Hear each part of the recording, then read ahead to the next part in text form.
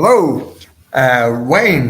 Good afternoon to you, and Reggie. Good afternoon to you too. Good How you, morning.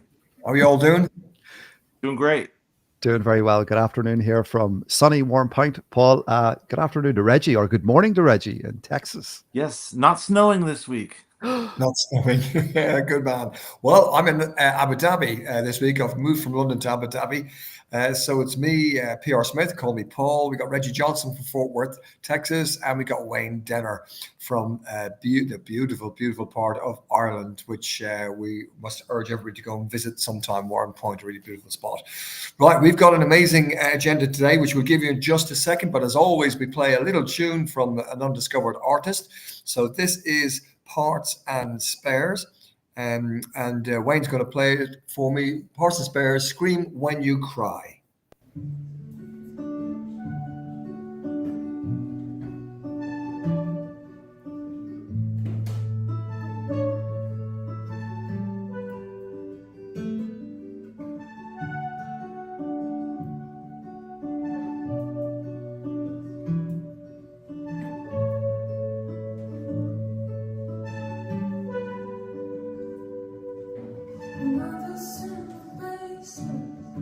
She's going through her life. It's hard to say she's crazy.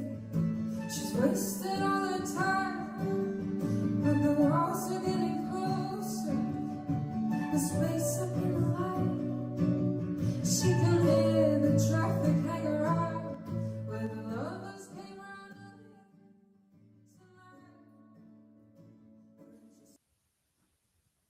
tonight. Band, done a BBC introduction. I've left my. Can you hear me okay? We can hear you now. Cool. That's Parts and Spares with Scream When You Cry, a lovely undiscovered band. Done our BBC introductions, went down very well. Played in our local pub, and we played the full track and put a link to prsmith.org/blog at the end of the show. In fact, it will be tomorrow because I'm in Abu Dhabi and dashing to a rugby event after this, jump in a cab and sprint. But we've got a busy session for you. We're going to talk about big news coming in today. TikTok shutting down in the USA. From that, we move to UK government to unleash AI. And then on to Musk, his false claims, the kind of stuff he's doing at the moment. And then Zuckerberg aping Musk and Zuckerberg relaxing hate speech. And then what to do about all this disinformation that Zuckerberg and others are putting out there. But we're going to introduce something else as well that's kind of new that we haven't done before, but it's what to study in 2025 if you want a job in 2030. Now, I'm not sure I agree with all that's in there, but we'll throw it out there. And each week now for the next few weeks, we're going to introduce a free AI course, not run by any of us, but they're free from venerable sources. And hopefully people out there will give us some feedback and tell us what you think if you put your toe in the water and taken any of these courses. We'd like to hear from you. We'll finish then with the rise of CSE. Creative solutions experts are required in the new world of AI going forward. And then two pieces to really ponder and think about, and that's AI's self-destruct humanity button. That's Geoffrey Hinton, the godfather of AI, with some serious words to say, and backed up by one of my favorite authors, Bernard Marr. We may or may not have time to include him at the very end, but we'll see how we get on. Okay, so the big news coming in today is we've got TikTok being told it's got to have to shut itself down in America. The social media platform TikTok is to be banned in the USA, and the ban says that TikTok must be sold by its Chinese owner, ByteDance, or simply be banned in the US. And the deadline for this is this coming Sunday. They say, the Americans are saying that they've got collected too much data. They've got too much American data, and they're sharing it with the Chinese government, and they could manipulate the content on the app to shape American opinions. I do believe that all social media does that, rightly or wrongly. There is talk coming in today of Musk stepping up to say that he'll buy it. Certainly Donald Trump is putting an appeal to delay the result in the Supreme Court and see if they could sell the TikTok US to a supposed US citizen. And they're talking about Musk being the guy, and he might even call it XX. I think it's a gift horse for Musk and geopolitics, not good for the world, in my opinion. But there we go. That's the big breaking news. So keep your eye on that as we speak. Okay. Second item to touch upon there. Hello, Valerie, you're very welcome. Second item to touch upon is the UK government is going to unleash AI to boost growth. Now, this is a piece from BBC earlier in January from Liv McMahon, Zoe Kleiman, and Charlotte Edwards, and they're saying that artificial intelligence presents a vast potential for rejuvenating UK public services. I think we've heard that somewhere before from across the water. In America, we're hearing that from. But this time it's Prime Minister Sir Keir Starmer saying that this announcement, it's over concerns about borrowing costs and the pound falling to a recent low, and can we be more efficient in government and making decisions about policies and so on and so forth. Sir Keir Starmer says UK will become an AI superpower, no less, mirroring former Prime Minister Rishi Sunak, who had a similar goal. He wanted to rival the US and China. So, I guess it's screamingly obvious to do this, but they do warn about AI falling into the wrong hands, spreading disinformation, negative, dangerous agents taking control. The worst case scenario, we could just lose control over AI. We'll talk about that at the end of today. But the government's emphasis is on safety, and largely it probably doesn't emphasize it enough. And we're going to talk today about the need for more safety. That's one of Wayne Denner's specialisms. The government will be growing or focusing on AI growth zones in the UK. AI will be fed through cameras around the country to inspect roads and spot potholes that need fixing. Yahoo! Teachers and small businesses will be encouraged to start using AI for things like faster planning and record keeping and admin stuff. And AI is already being used in UK hospitals for diagnosing cancer earlier and so on and so forth. Committing 14 billion towards large data centers and tech hubs around the UK. And, well, it's no surprise. It's better late than never, I would say. So we'll see how that goes.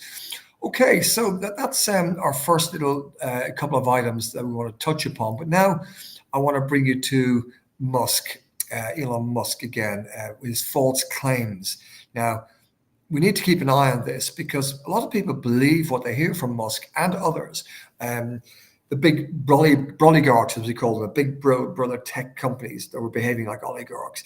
So they've analyzed, BBC UK has analyzed Elon Musk's posts for one day. It was January the 6th. And they said, well, this is what they looked at. That he or his team posted 153 posts within that 24 hours. 48% of the posts focused on UK issues. Now, this is outrageous. Half of 153, almost half, were UK issues. And 33% were US politics, and the rest, I'm assuming, were his products. He made, and this is the BBC, multiple verifiable false claims about UK public figures. So they verified that these were incorrect. This is BBC saying. So the first one that they said was, the quote, former PM, Prime Minister Gordon Brown, was selling girls for votes. So an investigation found zero evidence to support this claim. Yet Trump said it, and lots believe it. Later that day, Musk accused Sir Keir Starmer of being complicit in mass rapes in exchange for votes during his tenure as Crown Prosecution Service. And again, BBC looked at this and said there's no evidence supporting these allegations. Musk also made another claim in the same day about MPs voting against deporting rapists. And in reality, the BBC analysis team or verifying team said this referenced a 2020 letter about deportation delays pending the Windrush Caribbean report. So, completely missing the mark and inaccurate information. So, the last one they highlighted was Andrew McIntyre. They said that, Musk mischaracterized Andrew McIntyre and his case.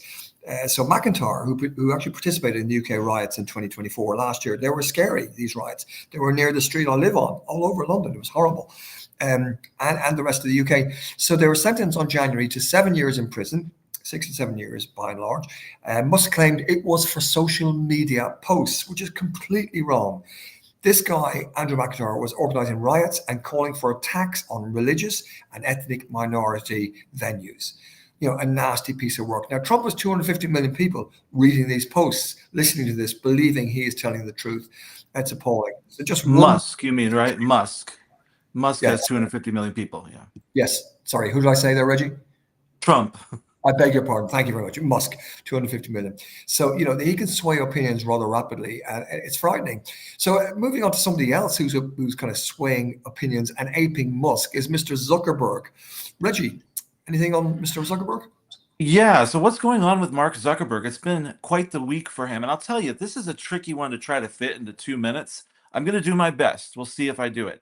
But Zuckerberg has abandoned diversity, equity, and inclusion initiatives at his company. He's removed all fact checkers, welcoming any kind of speech to his platform, welcoming back Donald Trump, who was banned for igniting an insurrection in 2021, and other insurrectionists, hate speech mongers, disinformation mongers. And he has said that they will no longer use fact checkers because fact checkers are biased.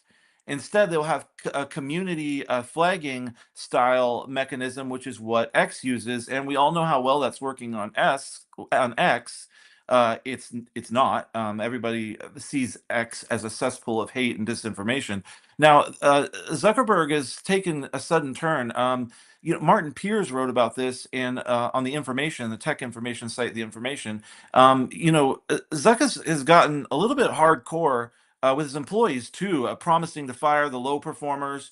Although the numbers suggest that he's got a ways to go if he wants to reach Musk's level of hardcore, which when he slashed 80% of his workforce, including the whole safety and fact-checking group.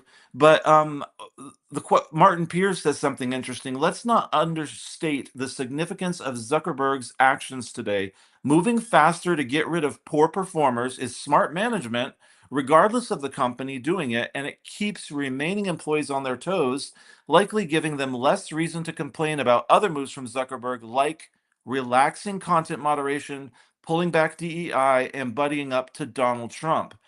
So what's going on with Zuck? There's some insight comes from two other sources as well. One is Michael McConnell, the co-chair of the oversight. Did I say Musk? I meant Zuckerberg. What's going on with Zuckerberg? Sorry, we're talking about Zuckerberg aping Musk. So what's going on with Zuckerberg? Insight comes from Meta's oversight board co-chair, Michael McConnell, who has said that this move toward getting rid of fact checkers caught the board by surprise. It was kind of caught them off guard. And he said that it isn't a good move. It doesn't think it's going to work, and that it has all the appearance of trying to cozy up to Donald Trump, who's about to be inaugurated as president. Also, a lawyer for Meta in a high-profile copyright case stepped down. He didn't stop believing in Meta's case. He said he still believes in the case, but he said he cannot in good faith continue to work given Zuckerberg's descent into toxic masculinity and neo-Nazi madness. Those are his exact words. He posted this is Mark Lemley, lawyer for them. So say that again, Reggie. Give us this quote again. Yeah. So Mark Lemley, the lawyer who stepped down, he said he cannot represent them given Zuckerberg's descent into toxic masculinity and neo-Nazi madness. So I think what we're seeing is we talked about the broligarchs, we talked about oligarchy from the tech, and I hate to say it, but I really think we're seeing it. This isn't about left wing or right wing. This is about Donald Trump as a businessman. He's an opportunist. He'll do whatever he needs to do to establish his power and accomplish his own personal goals. We've seen that. I'm not trying to make a controversial political point. That's just the facts. We saw it with Musk given a high-profile job in government in exchange for the ultimate campaign donation, completely converting X, Twitter, into a campaign arm for Donald Trump. Musk has amplified his own voice so that everybody sees him. He may have 250 million followers, but everybody on Twitter sees his posts. And Zuckerberg now appears to be doing the same. I wonder if he's going to get a job in government soon. But when you have that much money, what more do you have to gain from more money? Power and influence might seem the more attractive. So this is a little scary, the oligarch movement that we're seeing, that we've been talking about for some time. We have the broligarchs, which is Jerry McGovern, one of his phrases, I believe. we must get Jerry back on this, but we have talked last week. In fact, we talked about Zuckerberg again, doing kind of making those cuts, but also making donations to Donald Trump. Now, it was a Mickey Mouse donation. I think it was $1 million or something like that. But when Trump was asked, oh, I see, Zuckerberg has cut back on safety checks, he's throwing them out the window. And he said, that's good. And he said, the interviewer said, well, do you think that's because of the pressure you put on him? And he said, probably. Trump said, probably. So yeah, it's all under one big umbrella, which makes me think it's going to be hard to break out of that umbrella ever again if this continues in the years to come.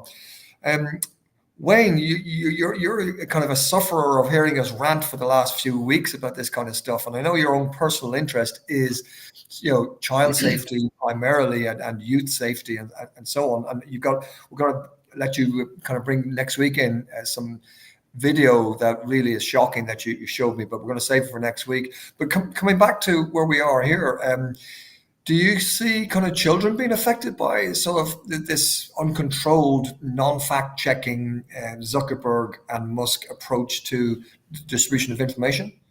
Of course. And this is something that affects everybody in our society. And one of the key focus points that I've been focusing on, Paul, particularly recently in schools, is starting to think about the information that you're seeing online. That just because it's on a social media platform or app doesn't actually mean that it's true. So really helping children and young people and teenagers develop those critical thinking skills for the content that has been pushed towards them by some of these very, very harmful algorithms.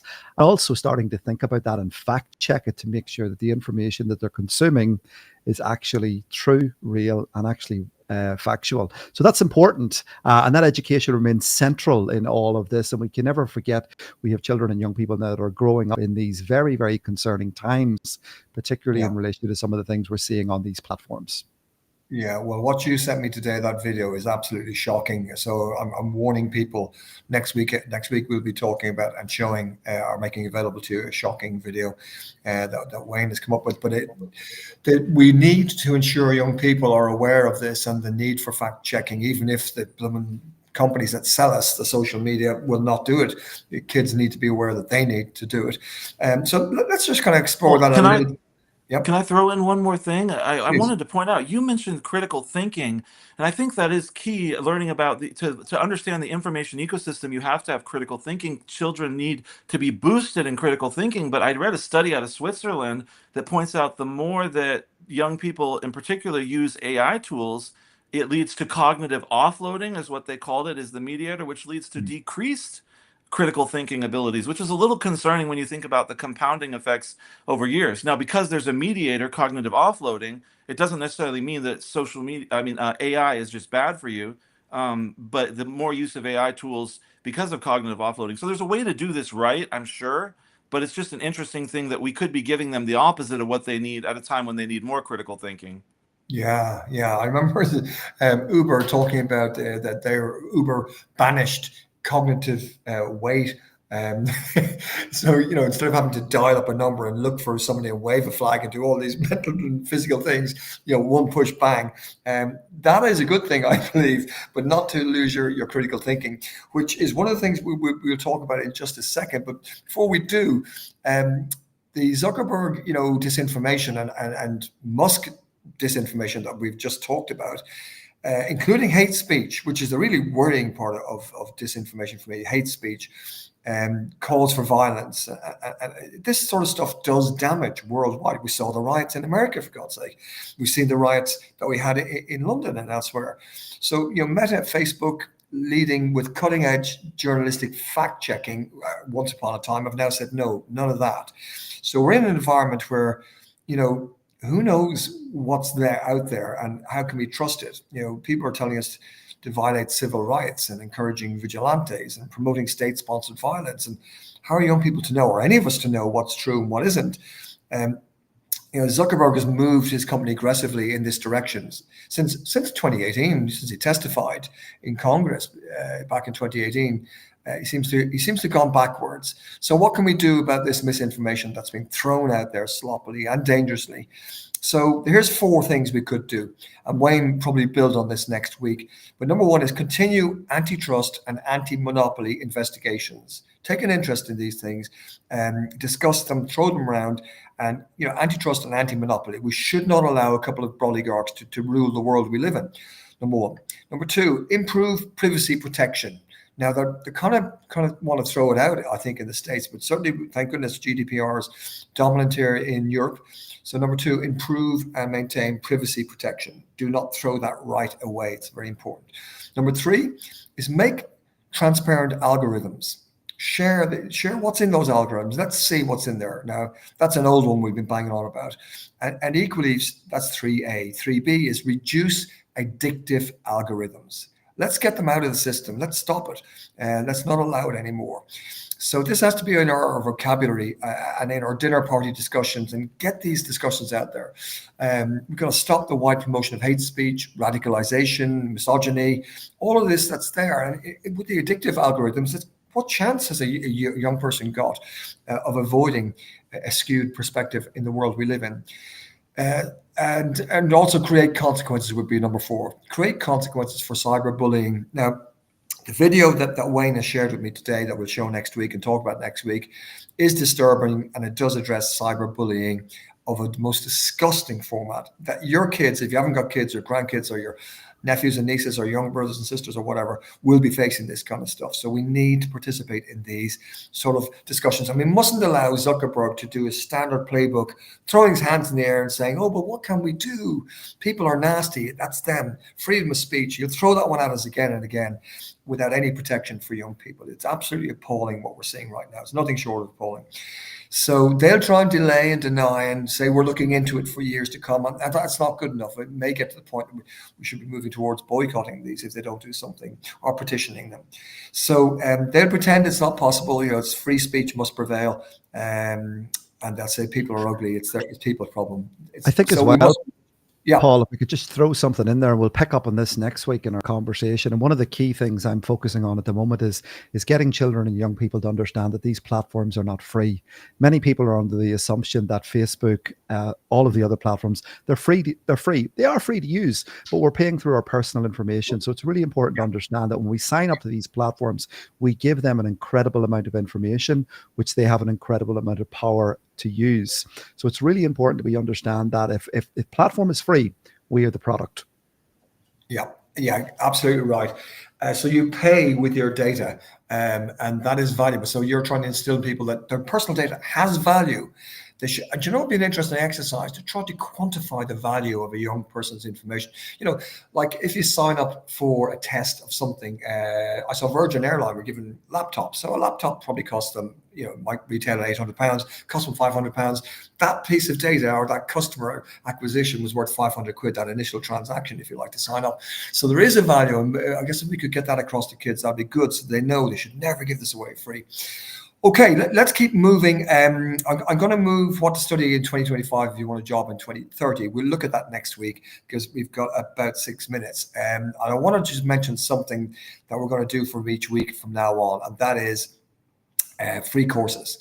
So we are going to give a name of a course, and I will publish the link on prsmith.org/blog. And it'd be really interesting if people out there listening to this are interested enough to have a go. Sign up, it's free. And these are AI courses specifically. So the first one I'm going to mention this week, and we'll do others in the weeks to come, but it's Microsoft Career Essentials in Generative AI. So that's Microsoft, a course called Career Essentials in Generative AI. Now, I don't know what it's like, but it's been recommended by somebody who I find rather interesting, Roni Ratman, who's a big influencer out on the far side of the world. And he's recommended this as a particularly good course, developing an understanding of generative AI models, learning the ethical considerations of using generative AI, and exploring the impact of generative AI tools. It sounds like a relatively short course, I'm guessing.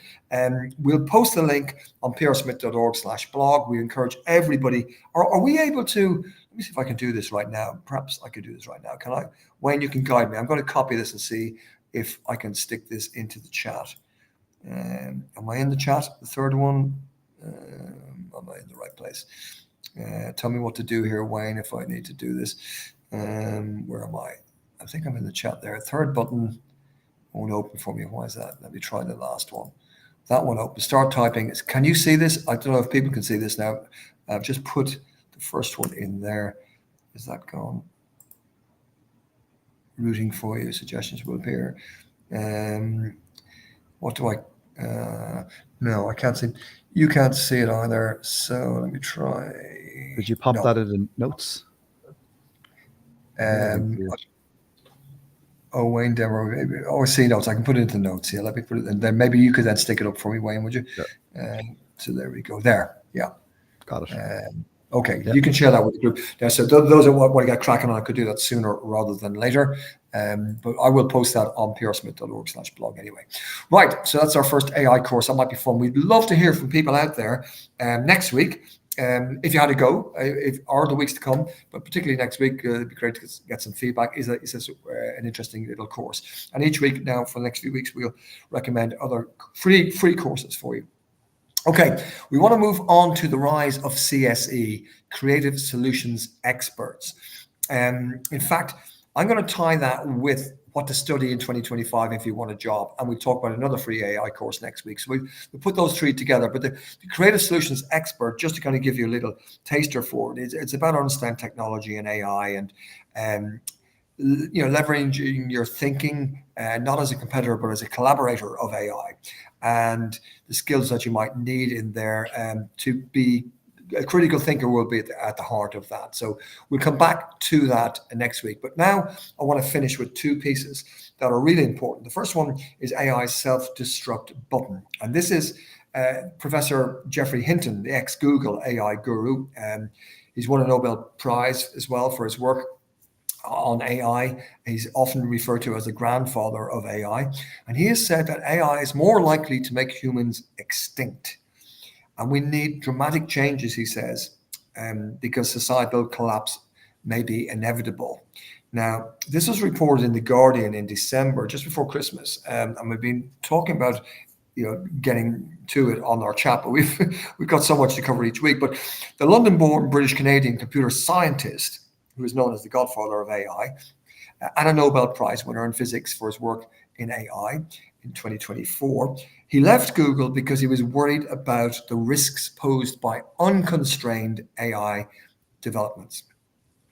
So, and his worry was that systems will generate that we're going to be dealing with will be smarter than humans. Well, we know that. And everybody's paying very scant attention to this fact. But he says humans will be like toddlers compared with the intelligence of highly powered AI systems. So that means you, Wayne, and you, Reggie, and Michelle, Ian, Gary, and others out there, Nadio, Lena, Radwa, Ian, Valerie, Lena, Dalia, Andrea, you guys, I want you to think of yourself that you're like toddlers compared with the intelligence of highly powered AI systems. And so Geoffrey Hinton shortened the odds of technology wiping out humanity over the next 30 years.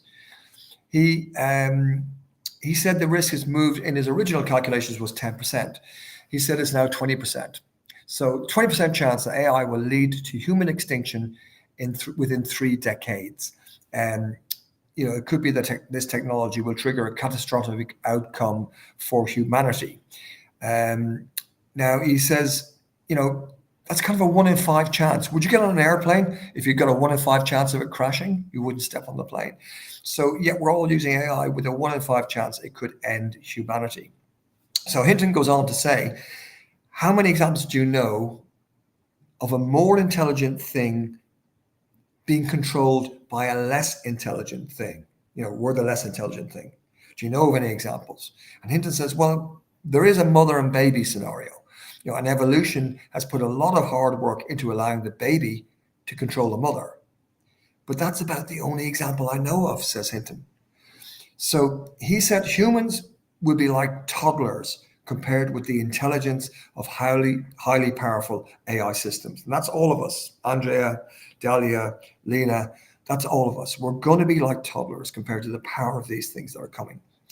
And he said, I like to imagine it as, imagine yourself as a 3-year-old child. We're all going to be 3-year-olds compared to the intelligence power of what we're going to be dealing with. And he says, my worry is that the invisible hand, and that's what Adam Smith referred to in economics, the corporations accidentally will act in public interest. So Hinton says, my worry is that this invisible hand is not going to keep us safe. And we shouldn't leave it to chance that it will be safe. So there it is. There's Sir Geoffrey Hinton, a very, very knowledgeable guy, saying, this is coming down the track, and we can't just leave it to hoping it's going to be okay. What is really, really important is regulations, and this should not be allowed just to run into a free market without regulations, without fact checking, and all the rest of the stuff that the oligarchs seem to want to have at the moment. So we must rise up.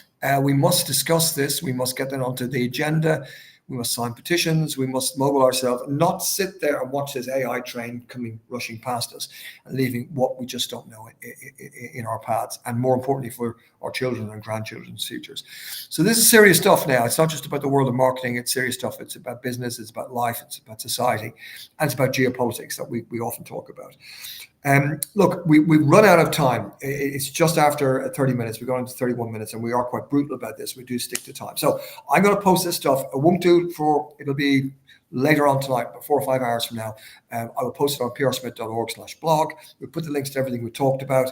And meanwhile, I'm going to say thank you very much, Reggie, over there in Fort Worth, and Wayne, looking at the oceans, the seas, the mountains, the hills.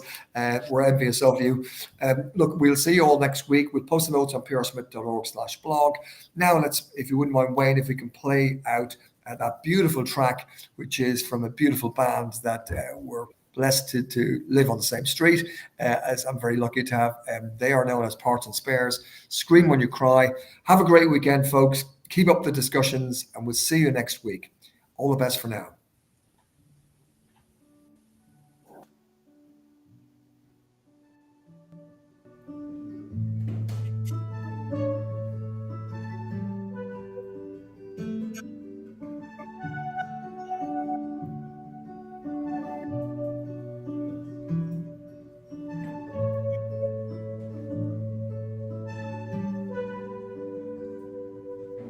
Another central basement. She's going through her life. The doctors say she's crazy. She's wasted.